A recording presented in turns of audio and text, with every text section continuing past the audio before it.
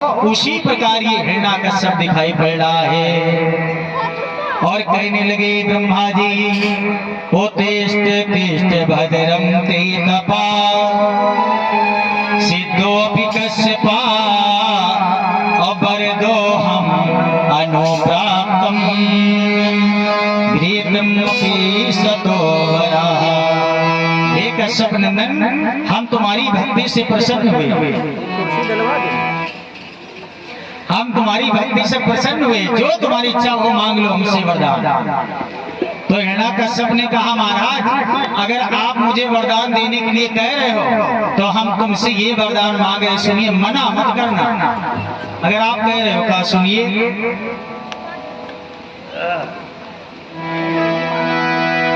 हिरण्यकश्यप कहने लगा, सुनिए महाराज जी, कि वह बोला लूंगा अरे तो ऐसा जो और किसी ने लिया न हो, जो और किसी ने लिया न हो। और दानी हो तो अरे दो मुझको, जो और किसी ने लिया न हो।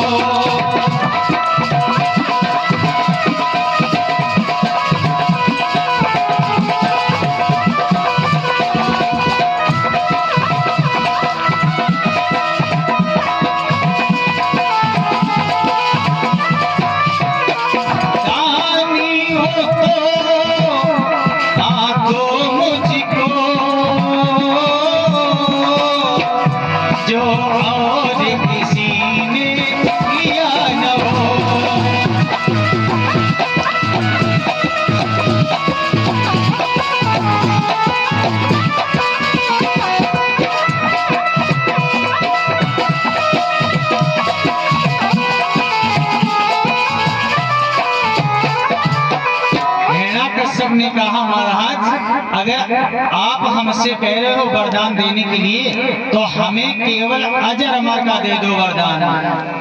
कौन सा मांगा वरदान? अजर अमर का वरदान। ब्रह्मा जी कहने लगे, जब हम ही अजर अमर नहीं है तो तुम्हें कहां से दे दे वरदान? ये नहीं महाराज जी हो पाएगा। अरे दूसरा कोई वरदान मांगना चाहते हो तो मांग लो हमसे। तो हिरण्यकश्यप कहने लगा, महाराज इस बार मना मत करना। बोले नहीं मना करेंगे। तो कहा सुनिए महाराज, कि कुछ अधिक नहीं बस इतना ही, ऊपर न मरो नीचे न मरो,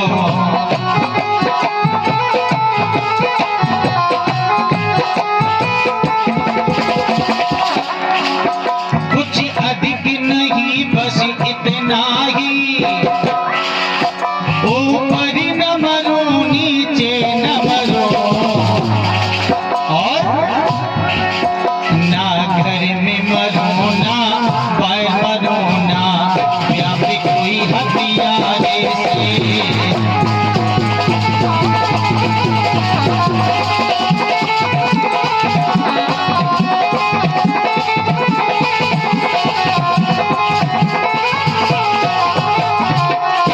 इसने कहा, महाराज ना घर के अंदर ना घर के बाहर, ना ऊपर ना नीचे, न नर से न पशु से, न अस्त्र से न शस्त्र से, यहाँ तक कि 12 महीने न मारा जाओ। 12 महीने में से। अच्छा, और कोई वरदान? बोले महाराज न जिंदा से न मुर्दा से। अब बताइए, दुनिया में ऐसी कोई चीज है ना हो जिंदा ना हो मुर्दा? जिसको भी हमारी कथा सुनना हो तो YouTube पर आप अवधेश पांडे 1 2 3 डालना, आप कथा सुन सकते हो, भजन भी सुन सकते हो। और आपके भी यहाँ की कथा YouTube पर पड़ी है, जो आप सुनो कथा सुन रहे हो, YouTube पर प्रतिदिन कथा पढ़ जाती है ना। तो जो भी कथा सुनना चाहते, भजन करना चाहते, और जो जिनके पास मोबाइल हो तो सब्सक्राइब जरूर कर दें। विशेष ध्यान रखें जो भी नई कथा सुने तो, क्योंकि जो भी कथा जहाँ से डालेंगे तो कम से आपके पास आ सके। तो महाराज जी कहते हैं, इसने कहा न जिंदा से न मुर्दा से ब्रह्मा बोले तथा। अब ब्रह्मा ने सोचा ऐसा ना होए, यो हम ही से नंबर लगा दे। कहे ब्रह्मा जी एक बार शंकर भगवान अपने चेला के चक्कर में पड़ गए। एक आओ भक्त तपस्या करिए गले, इतनी करी तपस्या कि शंकर भगवान हो गए खुश, बेटा मांग लो वरदान। तो चेला बोले महाराज जी के ऊपर दिन हाथ वो जिनके हो जाए भस्म। तो शंकर भगवान बोले तथा। तो अब चेला ने सोचो पहले गुरु जी से नंबर लगाओ जाए, देखें सही है कि झूठ है। और जिस समय वो बढ़ा आगे, अब शंकर भगवान भगे हमें का ये मांडरी है। अब आगे शंकर भगवान, पीछे चेला। अब शंकर भगवान भागते कहाँ आए? नारायण के पास। बोले महाराज हमें बचा लो। बोले क्या हो गया? अरे महाराज हमने एक को दे दिया आशीर्वाद वरदान कि जिसके ऊपर रख दो हाथ वो जल के हो जाए भस्म, और वो हमें ही मारना चाहता है। तो भगवान नारायण बोले ऐसे क्यों दे देते हो वरदान जो अपनी ही आप फंस जाते हो। अब महाराज जी कहते हैं राजा,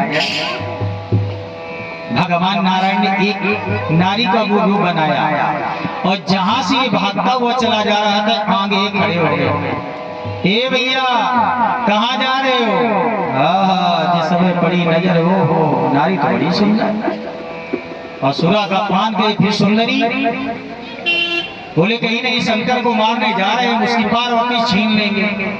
अरे भैया हमने करी एक संकल्प किया है, जो मेरे जैसा नाच देगा बस उसी के साथ में शादी करेंगे।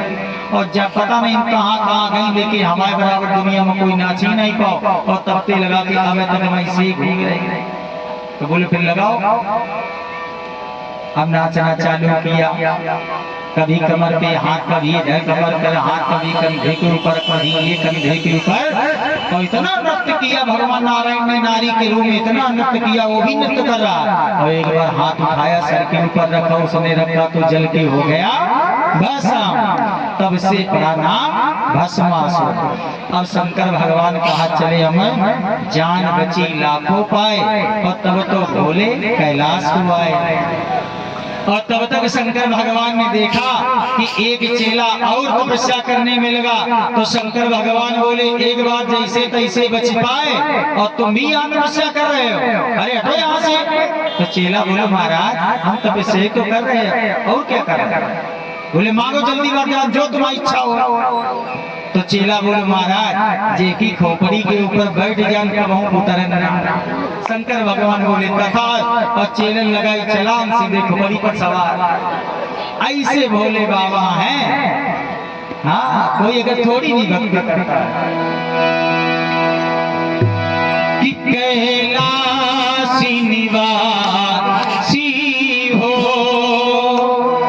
भगवान भोले बाबा ऐसे हैं देवता, ताली बजा करके बोलेंगे सभी कि कैलासी निवासी हो, तुम तो अविनाशी हो।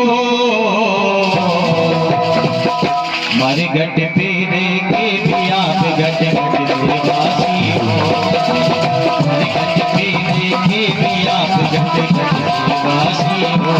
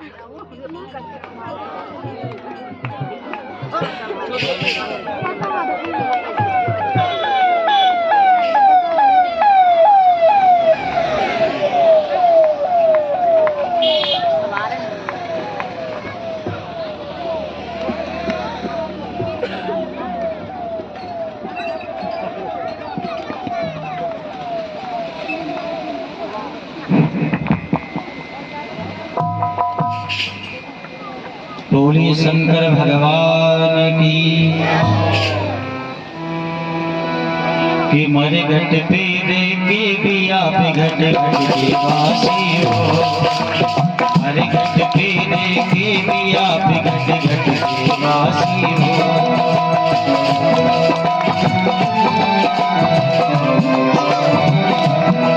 कैलासी निवासी हो, तुम्ही तो अविनाशी हो। मरे घट पे देखे भी आप घट घट के वासी हो, मरे घट पे देखे भी आप घट घट के वासी हो।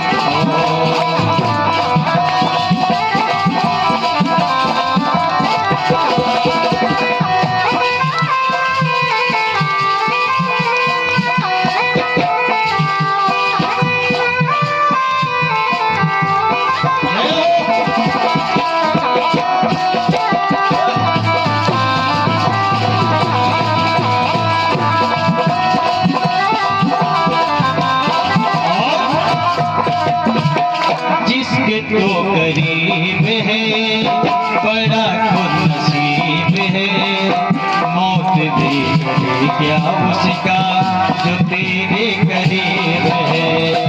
जिसके तो करीब है बड़ा खुदनसीब है, मौत भी करे क्या उसका जो तेरे करीब है। तो वेद प्रकाशी है, तो अविनाशी। हर घट पे देखे भी आप घट घट के वासी हो।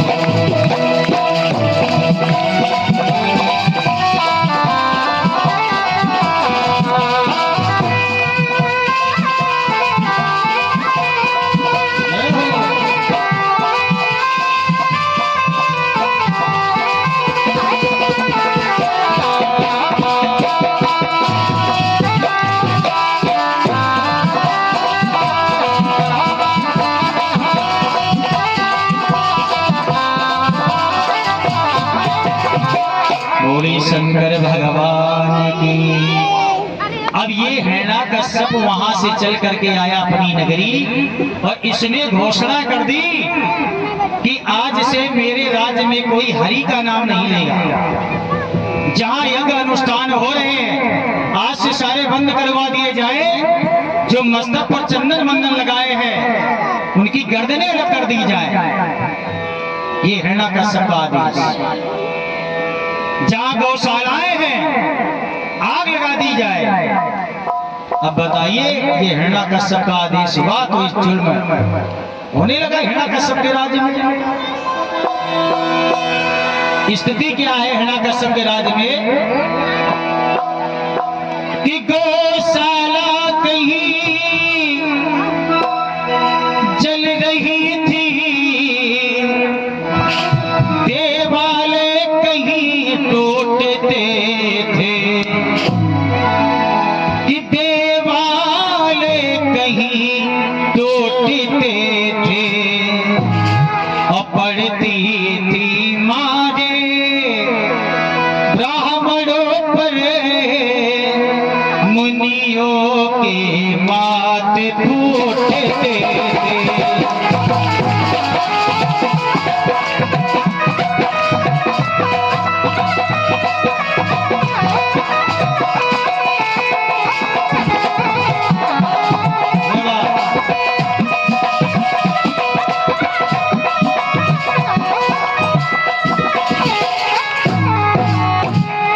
ऋषियों के ऊपर जुल्म ढाया जा रहा, अत्याचार किया जा रहा है। अब तो महाराज जी कहते ही एक दिन हिरण्याकश्यप बैठा था सिंहासन के ऊपर और इसने पूछा कि कयाधु कहाँ है। तो मंत्रियों ने बताया महाराज कयाधु तो है नहीं। क्यों नहीं कयाधु राज्य में थी? क्योंकि जब ये गया तपस्या करने के लिए तो इंद्र ने सोचा कि जब हिरण्याकश्यप इतना बलवान है, जो इसके पत्नी के द्वारा बालक पैदा होगा तो वो कितना बलवान होगा। तो इसने सोचा कि हम कयाधु का ही वध कर दे। तो इसने हरण कर लिया। भगवान नारायण ने देखा कि अरे ये इंद्र वध कर देगा, तो देवर्षि नारद को भेजा, जाओ कयाधु की रक्षा करो। तो नारद बाबा आए, कहने लगे तुम क्या मारने जा रहे? बोले हाँ, अरे हमें दे दो, हम धीरे धीरे करके मार देंगे इसे। कयाधु को ले लिया साथ में और कुटिया में बिठा करके बड़े प्रेम से भगवान का नाम संकीर्तन करवाने लगे। और इधर ही हिरण्याकश्यप चला ढूंढने के लिए। अमरावती जिस समय पहुंचा तो सारे देवता कंदराओं में जा चुके, लेकिन वहां कयाधु नहीं मिली। तो ये ढूंढता हुआ उसी कुटिया के पास से गुजरा जहां पर देवर्षि नारद कयाधु को बैठा करके भगवान का नाम संकीर्तन करवा रहे हैं, श्रीमन नारायण श्रीमन नारायण श्रीमन नारायण। और जब ये कान में पड़ी आवाज तो हिरण्याकश्यप ने कुटिया के अंदर झांक के देखा और चिल्ला के कहा, ये क्या हो रहा है? तो कह रहे थे श्रीमन नारायण श्रीमन नारायण। तो श्रीमन नारायण देवर्षि नारद ने कह दिया बंद, और सीधे हिरण्याकश्यप की जय, हिरण्याकश्यप की जय, हिरण्याकश्यप की जय। का जे की सरकार चल रही हो, वही का नाम जपो, तन का उल्टा भागो तो समझ लो जेल में डाल। तो बोले अभी तो तुम दूसरे का नाम ले रहे। तो बोले ना, अरे महाराज धोखे में जीभ रपट गई हमारी। तो हिरण्याकश्यप ने कहा जाओ, हम तुम्हें छोड़े दे रहे, नहीं तो आज तुम्हें प्राण दंड दे देते। नारद बाबा बोले दुनिया का मारो, हमें छोड़ो। लिया कयाधु को लेकर के आया राज्य में। अब धीरे धीरे समय आगे बढ़ा तो उसी कयाधु के द्वारा एक सुंदर बालक ने जन्म लिया। तो विद्वानों ने उस बालक का नाम रखा है प्रहलाद। प्रहलाद नाम रखा। अब धीरे धीरे प्रहलाद महाराज जी बड़े हो रहे हैं, बड़े। एक दिन की बात है कि ये नगर का भ्रमण कर रहे थे परीक्षित जी, और भ्रमण करते करते इन्हें एक रोने की आवाज सुनाई पड़ी। कैसे?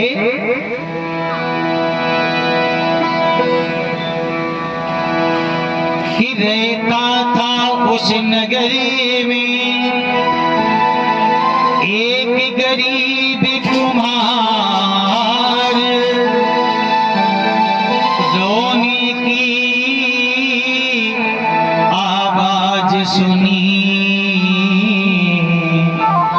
सो करुणा भरी पुकार। क्या बात। तो कुटिया के अंदर प्रहलाद ने झांक के देखा माता जी कि एक बुढ़िया बैठी है, सामने आवा लगा हुआ है और केवल नारायण का नाम ले रही कि हे प्रभु इन बिल्ली के बच्चों की रक्षा कर लेना। देखा प्रहलाद ने कि देखा कि कुम्हार ने रो कर, कि देखा कि कुम्हार ने रो कर खुद को धिक्कार दे रही है।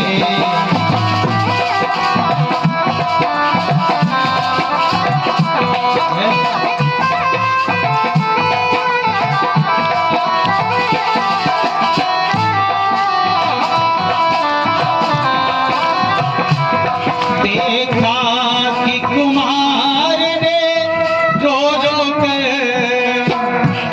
खुद को धिक्कार दे रही है। कुछ मांग मांगे दी जाती है, कुछ मांग मांगे दी जाती है। ईश्वरी का नाम ले रही है।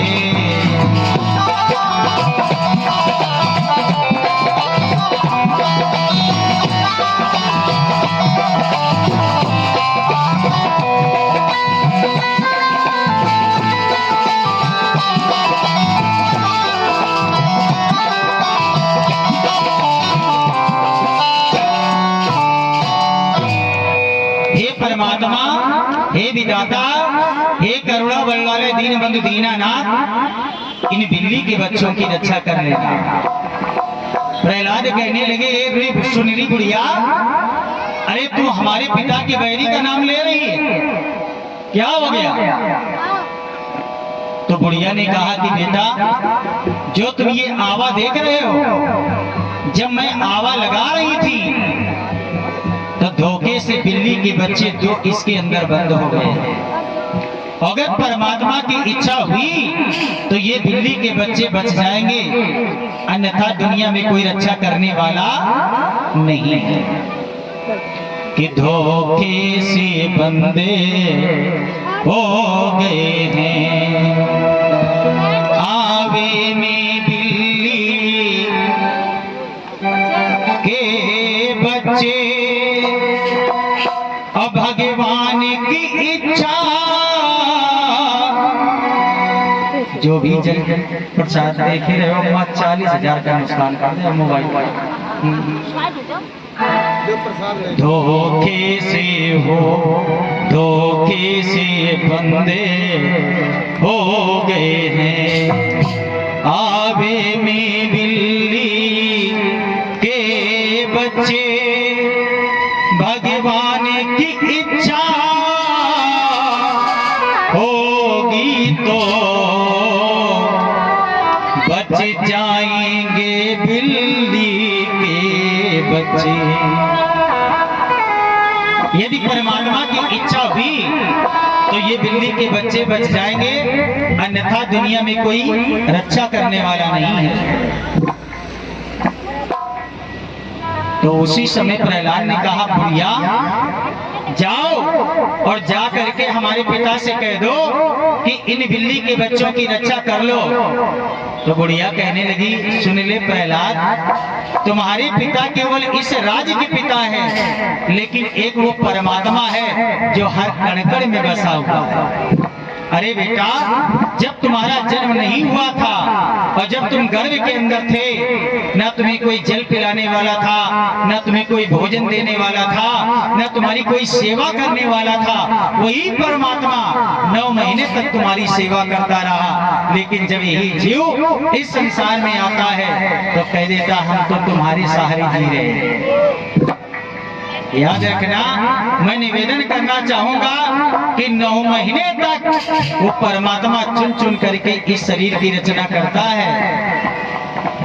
9 महीने तक, 9 महीने तक उसने तुम्हारे लिए समय निकाला, चुन चुन करके शरीर की रचना की। लेकिन जब यही जीव इस संसार में आता है, भौतिक संसार में, और किसी ने कह दिया और भगवान की कथा हो रही, चलो कथा सुन लो, तो लोग क्या कह देते हैं, अभी हमारे पास समय नहीं है। और कहीं अगर भगवान ने कह दिया होता, अगर भगवान ने कह दिया होता कि हमारे पास समय नहीं है, तो जो आगे नाक लगेगा पीछे लगा देता तो एक ऐसा चेहरा लगता।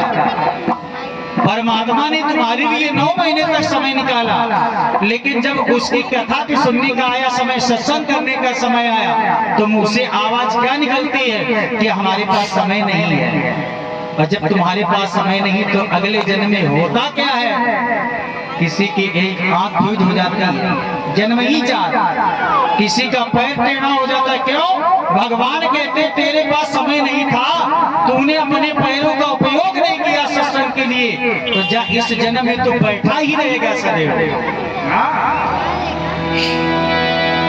कि संत मिलन को जाइए, तजी माया अभिमान,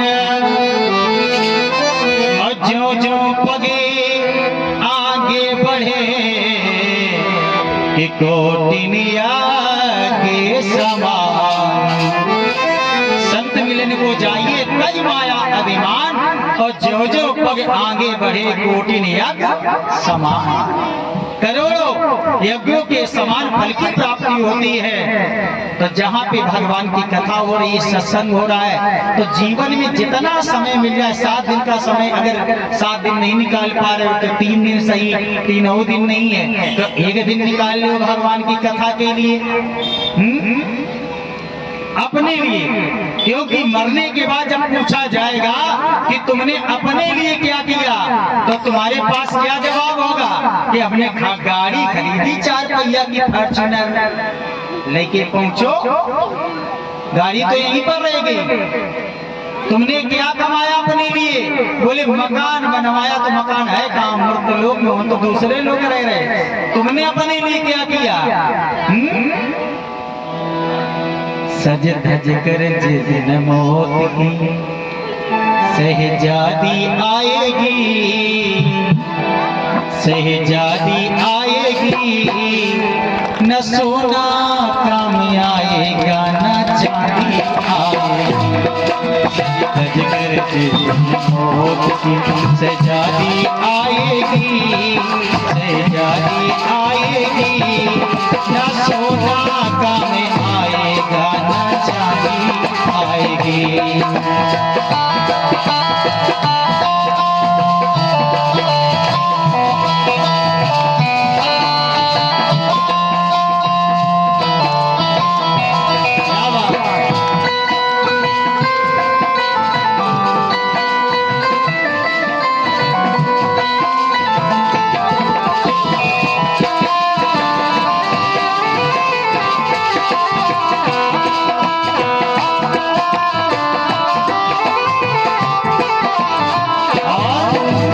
छोटा सा तो कितने बड़े अरमान है तेरे, छोटा सा तो कितने बड़े अरमान है तेरे, मिट्टी का तो सोने के समान है तेरे, मिट्टी की काया में मिट्टी एक दिन,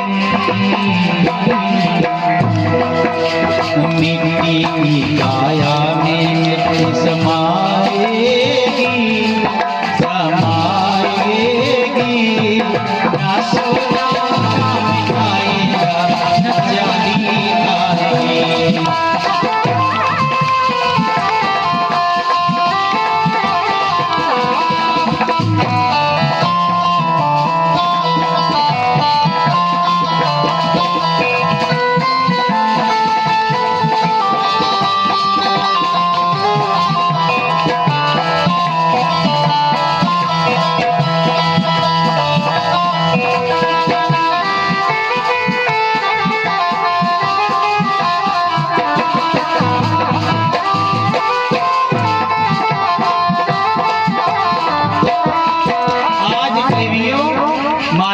कहते हैं कि राजन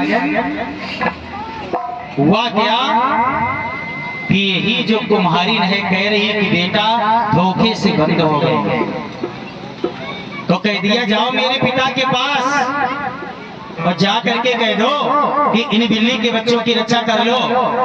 तो बुढ़िया ने कहा बेटा तुम्हारे पिताजी रक्षा नहीं कर पाएंगे कि ऊपर वाले के अलावा।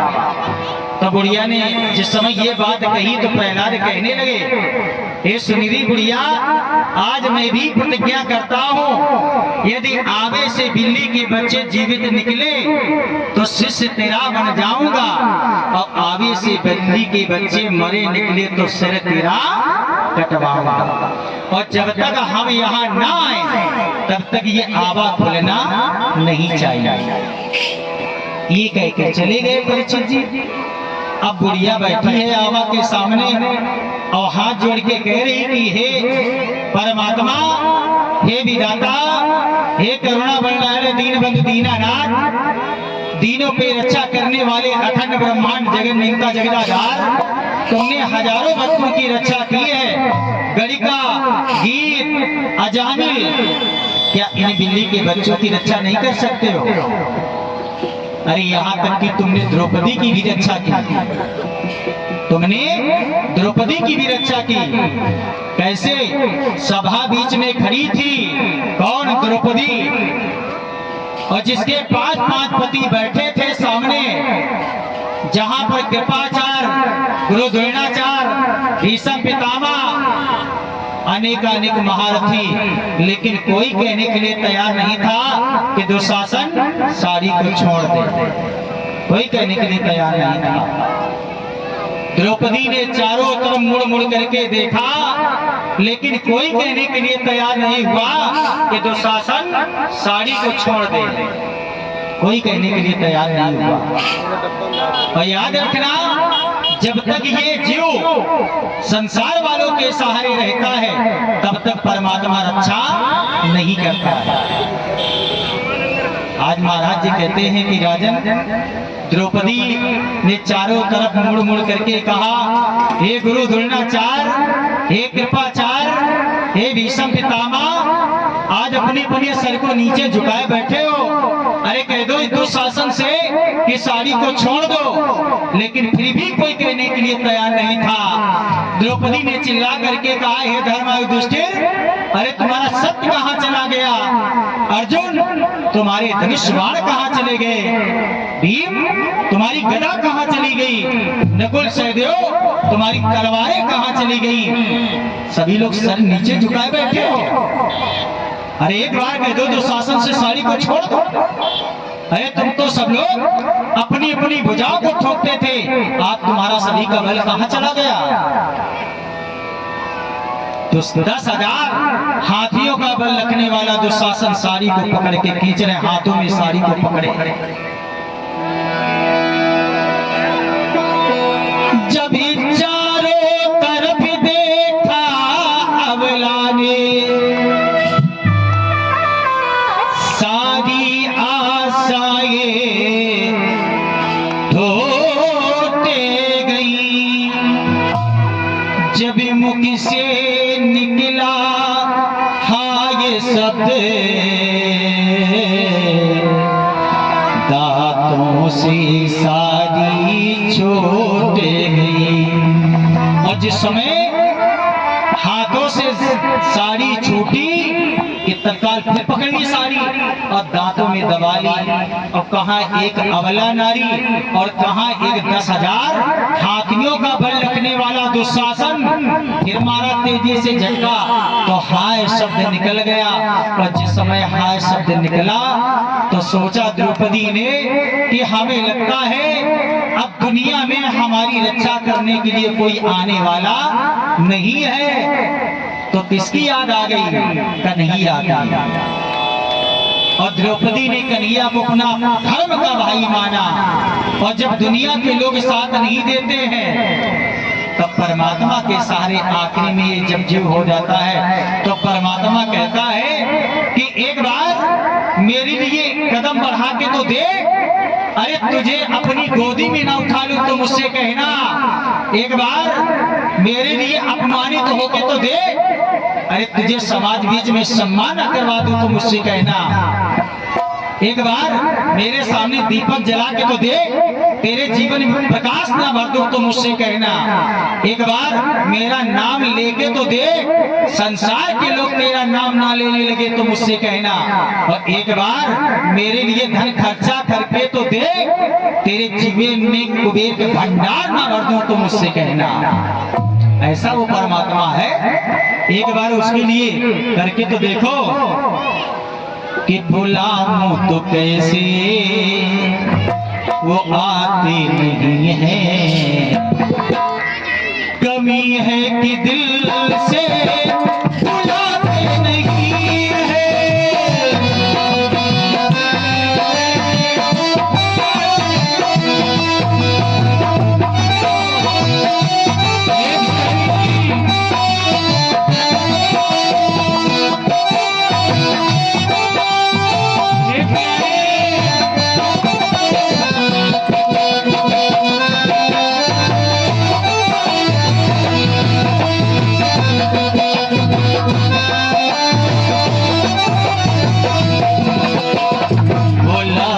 तो कैसे वो आते नहीं है। कमी है कि दिल से बुलाते नहीं है। कमी है कि दिल से बुलाते नहीं है।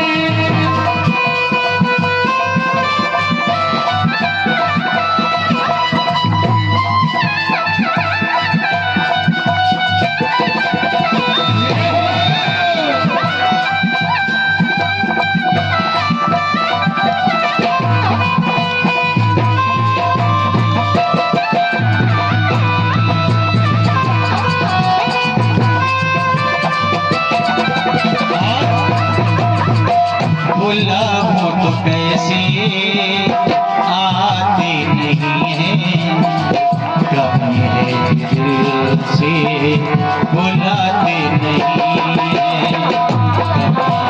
दिल से बुलाते नहीं। और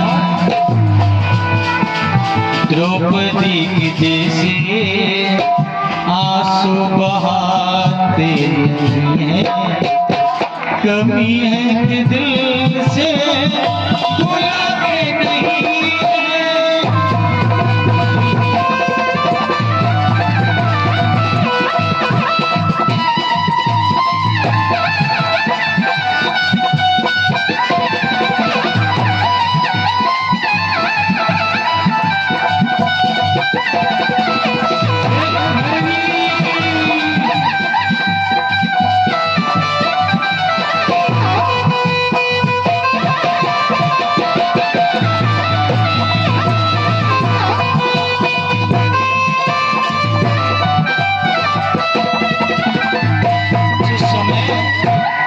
द्रौपदी ने लगाई आवाज, हे कन्हैया कहाँ हो तुम? तुम्हारे होते ही क्या अपनी बहन की इज्जत लुटवा दोगे? और याद रखना, जब भी कोई भाव से भगवान को बुलाता है तो भावना में ही परमात्मा है।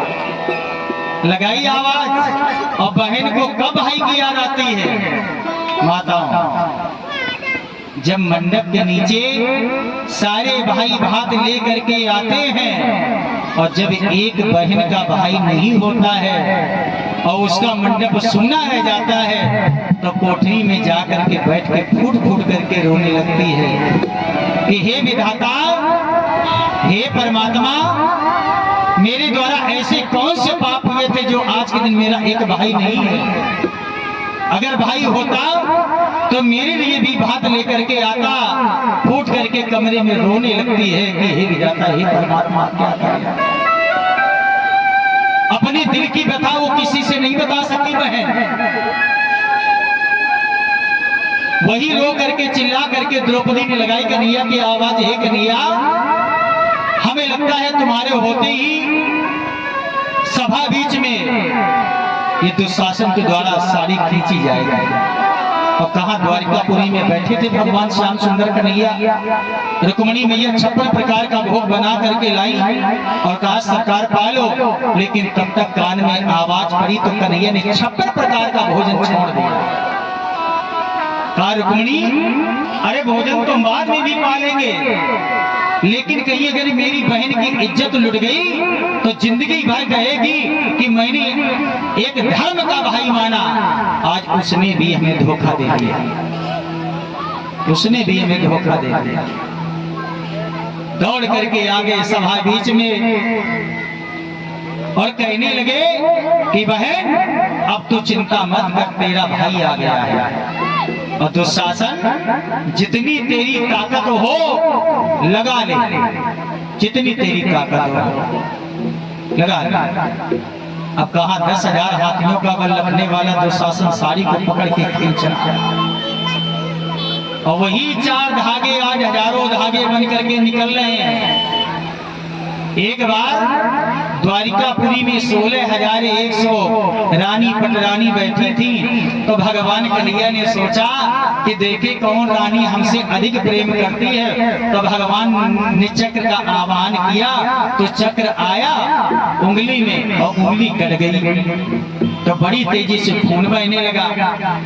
तो जितनी भी रानी पटरानी है सब इधर उधर कपड़ा ढूंढ रही है, लेकिन पट्टी बांधने के लिए कोई जल्दी तैयार नहीं हुआ। तो वहीं पर बैठी थी द्रौपदी। अब द्रौपदी को नहीं देखा गया तो द्रौपदी करोड़ों की साड़ी पहने थी, अब फाड़ने लगी तो द्रौपदी ने कन्हैया ने हाथ पकड़ लिया, बहन ये तुमने क्या कर दिया, तुमने तो साड़ी फाड़ दी। तो द्रौपदी ने कहा भैया साड़ियां तो हमें हजारों मिल जाएंगी, लेकिन जो तुम्हारी उंगली से खून निकल जाएगा क्या दोबारा उंगली में पहुंचेगा?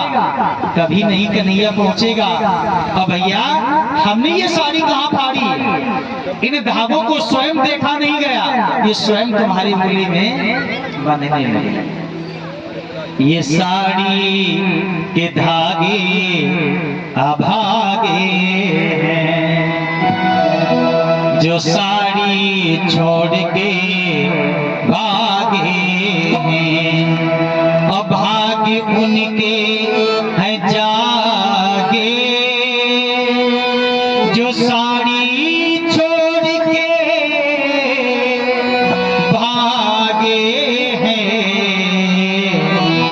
अरे किस्मत तो उनकी खुल गई जो आप तुम्हारी गली में बंद रहे, मैंने कहा सारी फाड़ी, इन्हें स्वयं नहीं देखा गया। कन्हैया ने कहा बहन, जो इन 4 धामों का ऋण तुमने हमारे ऊपर लाद दिया है, डीजल खत्म हो गया भाई, सब चले गए, तो चली गई, मार दीजिए।